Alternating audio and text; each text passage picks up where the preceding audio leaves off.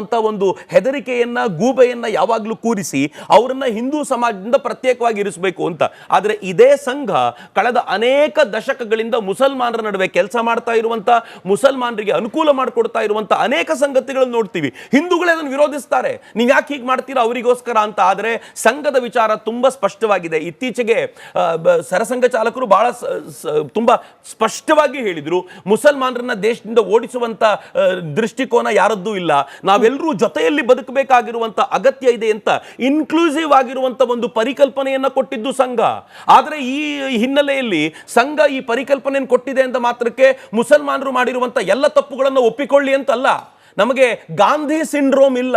ಮಹಾತ್ಮ ಗಾಂಧೀಜಿಯವರಿಗೆ ಒಂದು ಸಿಂಡ್ರೋಮ್ ಇತ್ತು. ಅವರು ಮುಸಲ್ಮಾನರು ಏನ್ ಮಾಡಿದ್ರು ಸರಿ ಅಂತ ಹೇಳ್ತಿದ್ರು. ಒಂದು ಹಂತಕ್ಕೆ ಅವ್ರು ದಲಿತರಿಗೆ ಹೇಳ್ತಾರೆ, ನೀವು ಮುಸಲ್ಮಾನರು ಕ್ರಿಶ್ಚಿಯನ್ರು ಆಗಿ ಕನ್ವರ್ಟ್ ಆದ್ರೆ ನಂಗೆ ಬೇಜಾರಿಲ್ಲ, ಆದರೆ ಪ್ರತ್ಯೇಕವಾಗಿರುವಂತ ಒಂದು ಎಲೆಕ್ಟೋರಲ್ ಇದನ್ನು ಕೇಳಿದ್ರೆ ಬಹಳ ಸಂಕಟ ಅನ್ಸುತ್ತೆ ನನಗೆ, ಅದು ಹಿಂದೂಗಳ ನಡುವೆ ಡಿವೈಡ್ ಉಂಟು ಮಾಡುತ್ತೆ ಅಂತ. ಅಂದ್ರೆ ಅವ್ರಿಗೊಂದು ಸಿಂಡ್ರೋಮ್ ಏನಿತ್ತು ಅಂದ್ರೆ ಮುಸಲ್ಮಾನರ ಕನ್ವರ್ಟ್ ಆದ್ರೆ ಪರವಾಗಿಲ್ಲ, ಹಿಂದೂಗಳಲ್ಲಿ ಪ್ರತ್ಯೇಕತೆಯನ್ನು ಉಳಿಸಬೇಡಿ ಅಂತ. ಅದೇ ಸಿಂಡ್ರೋಮ್ ಇವತ್ತು ಕಾಂಗ್ರೆಸ್ಗೂ ಇದೆ, ಆದ್ರೆ ಯಾವತ್ತೂ ಸಂಘಕ್ಕಿಲ್ಲ.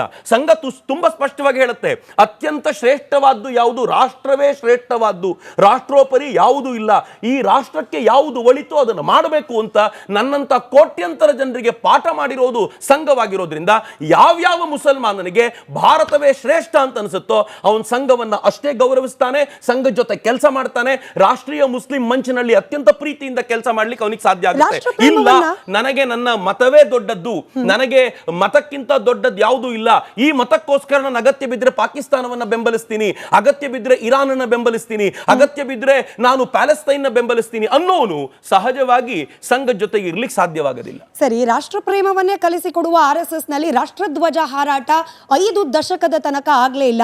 ಈ ದಿನಕ್ಕೂ ಕೂಡ ರಾಷ್ಟ್ರಗೀತೆ ಅಂತ ಒಪ್ಪೋದೇ ಇಲ್ಲ RSS ನವರು. ಇದೆಂಥ ದೇಶಭಕ್ತಿ, ಇದೆಂಥ ರಾಷ್ಟ್ರ ಪ್ರೇಮ? ಇದೇ RSS ವಂದೇ ಮಾತರಮನ್ನ ತನ್ನ ಪ್ರತಿಯೊಂದು ಕಾರ್ಯಕ್ರಮಗಳಲ್ಲೂ ಬಹಳ ಹೆಮ್ಮೆಯಿಂದ ಆಡುತ್ತೆ. ಬಟ್ ಅದು ರಾಷ್ಟ್ರಗೀತೆ ಅಲ್ಲ. ಹೌದು, ರಾಷ್ಟ್ರಗಾನವೂ ಹೌದು. ನಾವು ಜನಗಣ ಮನವನ್ನು ಅತ್ಯಂತ ಪ್ರೀತಿಯಿಂದ ನಾವು ಹಾಡ್ತೀವಿ, ಪ್ರತಿಯೊಬ್ಬರು ಹಾಡ್ತೀವಿ. ರಾಷ್ಟ್ರಗೀತೆಯನ್ನ RSS ಯಾವತ್ತೂ ವಿರೋಧಿಸಿದ ಉಲ್ಲೇಖ ಎಲ್ಲೂ ಇಲ್ಲ. ರಾಷ್ಟ್ರಗೀತೆಯನ್ನ ಕಂಪಲ್ಸರಿಯಾಗಿ ಹಾಡಬೇಕು ಅಂತ ಹೇಳಿರಲಿಲ್ಲ. ಸೊ ರಾಷ್ಟ್ರಗೀತೆಯನ್ನ ಎಲ್ಲೆಲ್ಲಿ ಅಗತ್ಯ ಇದೆಯೋ ಅಲ್ಲೆಲ್ಲ ಧ್ವಜದ ಮುಂದೆ ಅತ್ಯಂತ ಪ್ರೀತಿಯಿಂದ ರಾಷ್ಟ್ರೀಯ ಸ್ವಯಂ ಸೇವಕ ಸಂಘ ಹಾಡುತ್ತೆ. ರಾಷ್ಟ್ರೀಯ ಸ್ವಯಂ ಸೇವಕ ಸಂಘ ಧ್ವಜವನ್ನ ಹಾರಾಡಿಸೋದಿಲ್ಲ ಎಲ್ಲೂ ಅಂತ ಕೂಡ ಹೇಳುವಂತ ಆಲೋಚನೆ ಇದೆ. ಬಹಳ ಜನರಿಗೆ ಗೊತ್ತಿಲ್ಲ, ಅನೇಕ ದಶಕಗಳವರೆಗೆ ಸ್ವಯಂ ಸೇವಾ ಸಂಸ್ಥೆಗಳಲ್ಲಿ ಅಥವಾ ಪ್ರೈವೇಟ್ ಆಗಿ ಧ್ವಜವನ್ನ ಹಾರಿಸಬಹುದಾ ಅನ್ನೋ ಪ್ರಶ್ನೆಗೆ ಉತ್ತರವೇ ಇರಲಿಲ್ಲ. ಆನಂತರ ಯಾವಾಗ ಅದಕ್ಕೆ ಉತ್ತರ ಸಿಕ್ತೋ ಆನಂತರದಿಂದ ರಾಷ್ಟ್ರಧ್ವಜವನ್ನ ಪ್ರತಿಯೊಂದು ನಮ್ಮ ಕಾರ್ಯಾಲಯಗಳ ಮೇಲೂ ಹಾರಿಸುವಂತ ಪ್ರಕ್ರಿಯೆ ನಡೆಯುತ್ತೆ. ರಾಷ್ಟ್ರೀಯ ಸ್ವಯಂ ಸೇವಕ ಸಂಘ ತನಗಾಗಿ, ತನ್ನ ಗುರುವಾಗಿ ಒಂದು ಧ್ವಜವನ್ನ ಆರಿಸಿಕೊಂಡಿದೆ, ಅದನ್ನು ಗುರುವಾಗಿ ಸ್ವೀಕಾರ ಮಾಡುತ್ತೆ. ಯಾರೋ ಗುರುವಾಗಿ ಒಂದು ಮೂರ್ತಿಯನ್ನ ಆರಿಸಿಕೊಳ್ತಾರೆ, ಆ ಗುರುವಿನ ಮುಂದೆ ಹಣೆ ಬಾಗ್ತಾರೆ. ಯಾರೋ ಒಂದು ಸಂಕೇತವನ್ನು ಗುರುವಾಗಿ ಸ್ವೀಕರಿಸ್ತಾರೆ, ಅದರ ಮುಂದೆ ತಲೆ ಬಾಗ್ತಾರೆ. ಯಾರೋ ಒಬ್ಬರು ಒಂದು ಪುಸ್ತಕವನ್ನು ಗುರುವಾಗಿ ಸ್ವೀಕಾರ ಮಾಡ್ತಾರೆ, ಅದರ ಮುಂದೆ ತಲೆ ಬಾಗ್ತಾರೆ. ರಾಷ್ಟ್ರೀಯ ಸ್ವಯಂ ಸೇವಕ ಸಂಘ ಕೇಸರಿ ಧ್ವಜವನ್ನ ತನ್ನ ಗುರುವಾಗಿ ಸ್ವೀಕರಿಸಿ ಅದಕ್ಕೆ ತಲೆಬಾಗುತ್ತೆ ಅಂತ ನಿಶ್ಚಯ ಮಾಡಿದ್ರೆ ಹೊಟ್ಟೆ ಉರ್ಕೊಂಡ್ರೆ ಏನ್ ಮಾಡಬೇಕು ಅದಕ್ಕೆ? ಬಟ್ ಅದು ಭಾರತ, ಹಾಗೆ ಭಾರತದ ಪರಿಕಲ್ಪನೆಗೆ ವಿರುದ್ಧವಾಗಿರೋದು. ಈಗ ತಿರಂಗಾ ಧ್ವಜವನ್ನ ಇಡೀ ರಾಷ್ಟ್ರ ತನ್ನ ರಾಷ್ಟ್ರಧ್ವಜ ಅಂತ ಒಪ್ಪುವಾಗ ಭಾಗವಧ್ವಜವೇ ನಮ್ಮ ಧ್ವಜ ಅಂತ ಹೇಳಿ RSS ಹೇಳೋದು. ಜನಮನಗಣ ಅಲ್ಲಲ್ಲ, ಅದನ್ನ ರಾಷ್ಟ್ರಗೀತೆ ಅಂತ ಒಪ್ಪದಾಗ ಇಲ್ಲ ನಾವು ಅದಕ್ಕೆ ವಿರುದ್ಧವಾಗಿ ಮತ್ತೊಂದೇನೋ ಹಾಡ್ತೀವಿ ಅನ್ನೋದು ಇಂಥ ಮನಸ್ಥಿತಿ RSS ಇದೆ? ಡೆಫಿನೆಟ್ಲಿ ಇಲ್ಲ. ಇದು ತಪ್ಪು ಕಲ್ಪನೆ ಅಥವಾ ಸುಳ್ಳು ಮಾಹಿತಿ. RSS ಯಾವತ್ತೂ ತಿರಂಗಾನ್ ಒಪ್ಪೋದಿಲ್ಲ ಅಂತ ಹೇಳಲಿಲ್ಲ. RSS ನ ಸರಸಂಘ ಚಾಲಕರುಗಳು ನಿಶ್ಚಯ ಮಾಡಿದ್ರು, ವ್ಯಕ್ತಿಯಾಗಿರುವಂತ ಸಂಘಟನೆ ನಿರ್ಮಾಣ ಆಗಬಾರದು ಅಂತ. ಇದು ಭಾರತದ ಪರಂಪರೆಯ ಮೂಲ ಸತ್ವ. ಭಾರತದ ಪರಂಪರೆ ಹೇಳುತ್ತೆ, ವ್ಯಕ್ತಿ ಆಧಾರಿತವಾಗಿರುವಂತದ್ದು ಯಾವುದು ಶಾಶ್ವತವಾಗಿ ಉಳಿಯೋದಿಲ್ಲ, ಯಾವುದು ವ್ಯಕ್ತಿಯನ್ನ ಮೀರಿ ನಿಲ್ಲುತ್ತೋ ಅದು ಉಳಿಯುತ್ತೆ. ಹಾಗಿದ್ರೆ ವ್ಯಕ್ತಿ ಇರುವಂತ ಜಾಗದಲ್ಲಿ ಏನ್ ಮಾಡಬೇಕು? ಇದು RSS ಮೊದಲಿಗೆ ಹೇಳಿದ್ದಲ್ಲ. ಸಿಖ್ಖರ ಗುರುಗಳಾಗಿರುವಂತ ಗುರು ಗೋವಿಂದ್ ಸಿಂಗರು ಹೇಳಿದ್ರು. ಗುರು ಗೋವಿಂದ ಸಿಂಗರು ಅಂದ್ರೆ ನನ್ನ ನಂತರ ಮತ್ತೆ ಯಾವ ಗುರುಗಳು ಅಂತ ಹುಡುಕಾಡ್ತಾ ಇರುವಂತಿಲ್ಲ.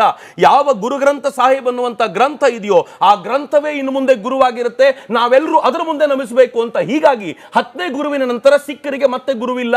ಅದೇ ರೀತಿ ಸಂಘ ಅವತ್ತೇ ನಿಶ್ಚಯ ಮಾಡ್ತು, ಇದು ವ್ಯಕ್ತಿನಿಷ್ಠ ಸಂಘಟನೆ ಆಗಬಾರ್ದು, ಇದು ರಾಷ್ಟ್ರನಿಷ್ಠ ಸಂಘಟನೆ ಆಗಬೇಕು. ಈ ರಾಷ್ಟ್ರಕ್ಕೆ ಪೂರಕವಾಗಿ ನಾವು ಕೇಸರಿ ಧ್ವಜವನ್ನ ಆಲೋಚನೆ ಮಾಡ್ತೀವಿ. ಯಾವಾಗ ಶುರುವಾಗಿದ್ದು ಸಂಘ? 1947 ನಂತರ ಅಲ್ಲ.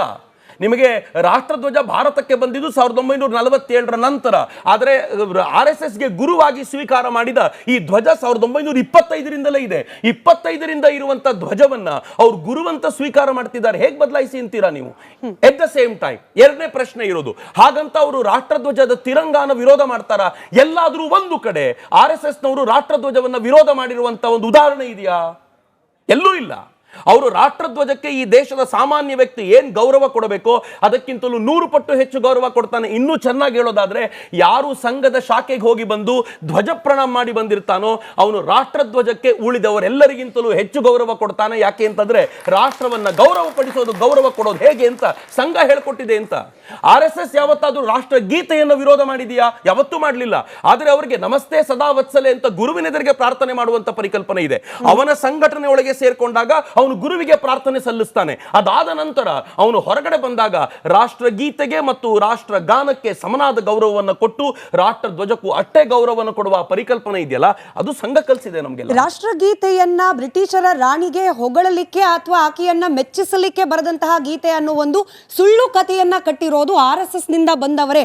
ಈ ರೀತಿಯ ಚರ್ಚೆ ಕೂಡ ನೆನ್ನೆ ಮೊನ್ನೆ ನಡೆದಿದೆ. ಅದೇ ಕಾಂಗ್ರೆಸ್ನ ನಾಯಕರು ಹೇಳ್ತಿದ್ದಾರೆ ಮತ್ತೊಮ್ಮೆ. ಅಲ್ಲ, ಬಟ್ ಅದು ಸುಳ್ಳ? ಅವ್ರು ಹೇಳ್ತಿರೋದು ಸರಿ ಅನ್ನೋದಾದ್ರೆ ಸರಿ, ತಪ್ಪು ಅನ್ನೋದಾದ್ರೆ ನಿಮ್ಮ ವ್ಯಾಖ್ಯಾನ. ಅವ್ರು ಹೇಳ್ತಿರೋದು ಮಾತ್ರಕ್ಕೆ ಯಾವುದೊಂದು ವಿಚಾರ ಸುಳ್ಳಾಗ್ಲಿಕ್ಕೆ ಸಾಧ್ಯ ಇಲ್ಲ. ಭಾರತ ಭಾಗ್ಯ ವಿಧಾತ ಅಂತ ಕರೆದಿರೋದು ಯಾರನ್ನ? ಆಯ್ತು, ಆ ಭಾರತ ಭಾಗ್ಯ ವಿಧಾತ ಅಂತ ಕರೆದಿರೋ ನಂತರ ಅದನ್ನು ಒಪ್ಪಿಕೊಂಡ ನಂತರ ನಾನು ಅದ್ರ ಬಗ್ಗೆ ತುಂಬಾ ಡೀಟೇಲಿಗೆ ಹೋಗೋದಿಲ್ಲ. ಅದು ಯಾವಾಗ ಹಾಡಿದ್ದು, ಮೊದಲನೇ ಬಾರಿಗೆ ಅದರ ಗೀತೆ ಎಲ್ಲಿ ಅವರು ಬರೆದಿರೋ ವಿಚಾರ ಬೇರೆದಿರಬಹುದು. ಹಾಡಿದ್ದು ಎಲ್ಲಿಗೆ, ಯಾವತ್ತು ಹಾಡಿದ್ರು ಅದನ್ನ ಮೊದಲನೇ ಬಾರಿಗೆ ಹಾಡಿದ್ದು ಎಲ್ಲಿ? ಅದು ಯಾರು ಬಂದಾಗ ವೆಲ್ಕಮ್ ಗೀತೆಯಾಗಿ ಅದನ್ನು ಹಾಡಲಾಯಿತು. ಯಾರೋ ಬಂದಾಗ ನೀವು ಹಾಡಿದಂಥ ಒಂದು ಸ್ವಾಗತ ಗಾನವನ್ನ ನೀವು ಮತ್ತೊಂದು ಕಡೆ ಎಲ್ಲೋ ಬಳಸಿದ್ರೆ ಅದರ ಪ್ರಭಾವ ಹೇಗಿರ್ಬೋದು? ಕಾಲಕ್ರಮದಲ್ಲಿ ಮರೆತಿರುವಂಥ ಸಮಾಜ ಅದನ್ನು ಹಾಗೆ ಸ್ವೀಕಾರ ಮಾಡ್ಬೋದು, ನಾನು ಒಪ್ಕೊಳ್ತೀನಿ. ಆದರೆ ಯಾವ ಸಮಾಜ ಅದನ್ನ ಹಾಡಿ ಅದನ್ನ ಈ ಪಂಚಮ ಜಾರ್ಜನ ಸ್ವಾಗತಕ್ಕೆ ಅಂತ ಹಾಡಿದಂಥ ಗೀತೆಯನ್ನ ಅವತ್ತಿನ ದಿನಗಳಲ್ಲಿ ಅದನ್ನ ರಾಷ್ಟ್ರಗೀತೆ ಅಂತ ಸ್ವೀಕಾರ ಮಾಡಬೇಕಾದ್ರೆ ಎಷ್ಟು ಕಷ್ಟ ಆಗಿದ್ದಿರ್ಬೋದು. ವಿಷ್ಣು ದಿಗಂಬರ್ ಪುಲಸ್ಕರ್ರು ಅವರು ಆಲ್ ಇಂಡಿಯಾ ರೇಡಿಯೋದಲ್ಲಿ ವಂದೇ ಮಾತರಮನ್ನ ಹಾಡ್ಲಿಕ್ಕೆ ಅಂತ ನಿಂತಾಗ ವಿಷ್ಣು ದಿಗಂಬರ್ ಪುಲಸ್ಕರ್ಗೆ ವಂದೇ ಮಾತರಂ ಹಾಡಬಾರ್ದು ಅಂತ ಹೇಳಿದ್ಯಾಕೆ? ಇದೇ ವಿಷ್ಣು ದಿಗಂಬರ್ ಪುಲಸ್ಕರ್ರು ಯಾಕೆ ವಂದೇ ಮಾತರಂ ರಾಷ್ಟ್ರಗೀತೆ ಆಗಬಾರ್ದು ಅಂತ ಕೇಳಿದಾಗ ಜವಾಹರ್ಲಾಲ್ ನೆಹರು ಏನು ಉತ್ತರ ಕೊಟ್ಟರು? ಜವಾಹರ್ಲಾಲ್ ನೆಹರು ಹೇಳಿದ್ರು, ಇಂಗ್ಲಿಷ್ ಬ್ಯಾಂಡಿಗೆ ಸೆಟ್ ಆಗೋದಿಲ್ಲ ಇದು ಅಂತ. ಇಂಗ್ಲಿಷ್ ಬ್ಯಾಂಡಿಗೆ ಸೆಟ್ ಆಗೋದಿಲ್ಲ ಅನ್ನೋ ಕಾರಣಕ್ಕೋಸ್ಕರ ವಂದೇ ಮಾತರಂ ಬೇಡ ಅನ್ನೋದಾದ್ರೆ ನಾನು ವಂದೇ ಮಾತರಮನ್ನ ಇಂಗ್ಲಿಷ್ ಬ್ಯಾಂಡಿಗೆ ಸೆಟ್ ಮಾಡ್ಕೊಟ್ಟು ತೋರಿಸ್ತೀನಿ ಅಂತ ಇಂಗ್ಲಿಷ್ ಬ್ಯಾಂಡಿಗೂ ಹಾಡಿಸಿದ್ರಲ್ಲ ಅದನ್ನ. ಆದ್ರೂ ವಂದೇ ಮಾತರಂ ಬೇಡ ಅಂತ ಹೇಳಿದ್ಯಾಕೆ?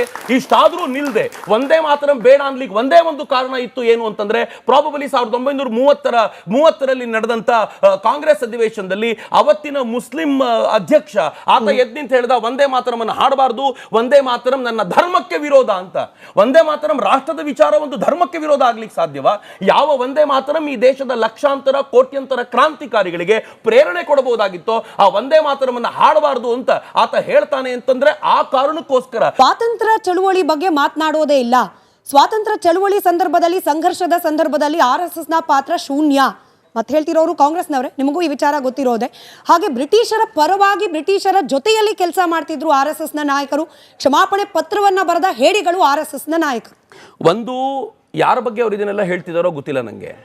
RSSನವರು ಸ್ವಾತಂತ್ರ್ಯ ಸಂಘಟನೆಯಲ್ಲಿ ಹೋರಾಟ ಮಾಡುವಾಗ, ಇನ್ಫ್ಯಾಕ್ಟ್ ಸ್ವಾತಂತ್ರ್ಯ ಹೋರಾಟದಲ್ಲಿ ಮುಂಚೂಣಿಯಲ್ಲಿ ನಿಲ್ಲುವಂಥ ಎಲ್ಲ ರೀತಿಯ ಚಟುವಟಿಕೆಗಳಲ್ಲಿ ಭಾಗವಹಿಸಿದವರು ಸಂಘದವರು ಅನ್ನೋದಕ್ಕೆ ಇವತ್ತು ಸಾಕಷ್ಟು ಪುರಾವೆಗಳಿವೆ.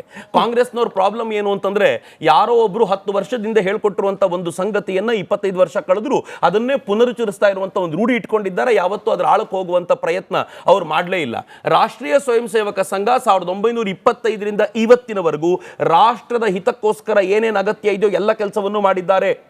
ಬಾಬಾ ಸಾಹೇಬ್ ಅಂಬೇಡ್ಕರ್ ಒಂದು ಮಾತು ಹೇಳಿದ್ರು. ಬಾಬಾ ಸಾಹೇಬ್ ಅಂಬೇಡ್ಕರ್ರ ಕುರಿತಂತೆ ತುಂಬಾ ಬಾರಿ ಚರ್ಚೆ ಮಾಡಿರೋದ್ರಿಂದ ಇವತ್ತು ನಾನು ನಿಮ್ಮ ಜೊತೆ ಹಂಚಿಕೊಳ್ತೇನೆ. ಬಾಬಾ ಸಾಹೇಬ್ ಅಂಬೇಡ್ಕರ್ ಹೇಳಿದ್ರು, ನನಗೆ ಸ್ವಾತಂತ್ರ್ಯ ಅಗತ್ಯ ಇಲ್ಲ.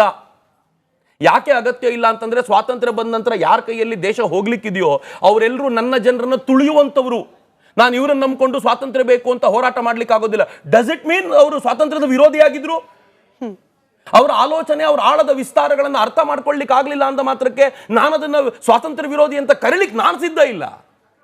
ರಾಷ್ಟ್ರೀಯ ಸ್ವಯಂ ಸೇವಕ ಸಂಘ ತನ್ನ ಕಾರ್ಯಕರ್ತರಿಗೆ ಕೊಟ್ಟಂತ ಆ ಹೊತ್ತಿನಲ್ಲಿ ಪ್ರತಿ ಹಂತದಲ್ಲೂ ಕೂಡ ಪ್ರತಿಯೊಬ್ಬ ಕಾರ್ಯಕರ್ತನು ಎಲ್ಲರೊಂದಿಗೆ ಹೇಗೆ ಬೆರೆತಿದ್ದ, ಅವತ್ತಿನ ಕ್ರಾಂತಿ ಕಾರ್ಯದಲ್ಲಿ ರಾಷ್ಟ್ರೀಯ ಸ್ವಯಂ ಸೇವಕದ ಸಂಘದ ಪಾತ್ರ ಹೇಗಿತ್ತು ಮತ್ತು ಇವತ್ತಿಗೂ ಕೂಡ ನಾನು ಇನ್ನೂ ಒಂದು